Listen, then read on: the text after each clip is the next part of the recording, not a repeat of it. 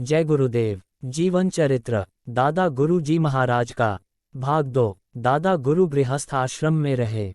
घर लौटकर आने के बाद 18 वर्ष की अवस्था में इनका दादा गुरु महाराज का ब्याह पंडित चुन्नी लालजी शर्मा की इकलौती पुत्री के साथ संपन्न हुआ।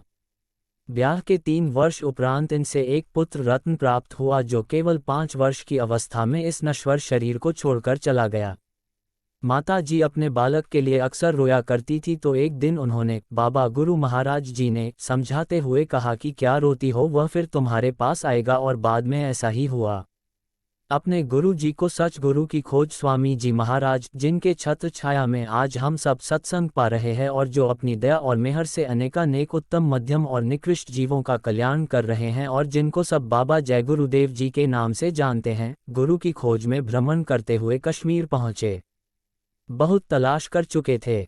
सब मतांतर के बाबा और महात्माओं के पास रहकर देख लिया कि असली दौलत कहीं नहीं है, तो बड़े निराश हुए। एक दिन मालिक के न मिलने के विरह में एक पहाड़ी की चट्टान पर रोते हुए बैठे थे। विचार में थे कि अब यही लीला समाप्त कर देना चाहिए कि ध्यान मग्न हो गए तो देखते हैं कि एक महात्मा जी उनके सामने खड़े हैं और कुछ आदेश किया।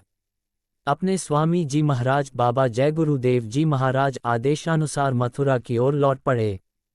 फिर चिरौली वाले स्वामी जी का दर्शन किया। दर्शन पाते ही प्रसन्नता और बहुत दिनों के वियोग के कारण अश्रुधारा बह चली। सोचने लगे कि गुरु कितनी संभाल करते हैं, किस प्रकार कश्मीर में दर्शन देकर आदेश दिए और अब अपने चरणों में बुला लिया। गदगद कंठ अवरुद्ध हो गया।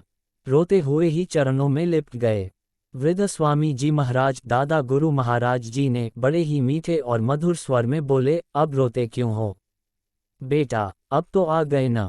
और माता जी को बुलाकर कहा, लो यह तुम्हारा बिछड़ा हुआ वही पहला पुत्र है जिसके लिए तुम अक्सर रोती रहती थी। फिर उपदेश दिया, संत की बात कभी खाली नहीं जाती। ऐसी चमत्कारिक बातें तो वे नित्य ही करते रहते हैं। हाँ, प्रेमी को उनके शब्दों की पकड़ होनी चाहिए। दादा गुरु की आदर्श भक्ति। संत स्वामी जी स्वामी गरीबदास जी के आदेशानुसार अपने बड़े भाई से गुरु उपदेश लेकर स्वामी जी महाराज दादा गुरु जी महाराज ने जिस प्रीत प्रतीत सेवा और भक्ति का आदर्श दिखाया वह एक साधारण व्यक्ति के लिए असंभव ही है। स्वामी जी महाराज दादा गुरु महाराज जी ने अपने गुरु स्वरूप बड़े भाई से इतना भय करते थे कि प्रायः उनके सामने एकाएक नहीं आ सकते थे। घर के काम में चाहे जितनी हानि हो जाए, किंतु जब कभी वे उन्हें बुलाते थे तो तुरंत डरते हुए बड़े अदब के साथ उनके सामने जाते थे और जो आज्ञा होती थी उसे फौरन पूरा करने के प्रयास में लग जाते थे। जो कुछ पैसे बड़े भाई उन्हें देते थे उसी में पूरे परिवार के खर्च की व्यवस्था करते थे। अपने भोजन वस्त्र का तो उन्हें कभी ध्यान भी नहीं रहता था। गुरु की हर चीज परम पूजनीय। एक बार इन्हें नंगे पांव देखकर गुरु स्वरूप बड़े भाई ने अपने पुराने चमड़े के जूते की ओर इशारा करते हुए कहा, लो इस जूते को उठा ले जाओ और पहनो। स्वामी जी महाराज दादा गुरु महाराज जी ने धीरे से आगे बढ़े और जूतों को उठा लिया। अपने भाग्य को बड़ा सराहा। कंगाल को बिना मांगे मोती जो मिल गया था।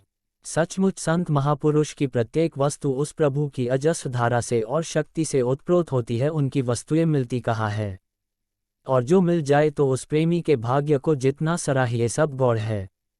हाँ, उन वस्तुओं की इज्जत और कदर भी उसी तरह होनी चाहिए। स्वामी जी महाराज जैसे परम भक्त के लिए वह तो अमूल्य निधि थी। उसे झाड़ पोंछ कर एक बहुत ही सुंदर अस्त्र में लपेटकर अपने कमरे में सजाकर रख लिया और बराबर उस चरण पादुका की पूजा आदर और सम्मान से करते रहे और बराबर उन पर मत्था टेकते रहे। सबसे पीछे बैठते थे। सत्संग में सदा सारे सत्संगियों के पीछे ही बैठने का प्रयास करते थे, क्योंकि आगे उन्हें बहुत भय लगता था। इतना अदब था उनमें, अक्सर जब सब सत्संगी बैठ जाते और सत्संग आरंभ हो जाता था तो धीरे से पीछे से आकर बैठ जाते थे।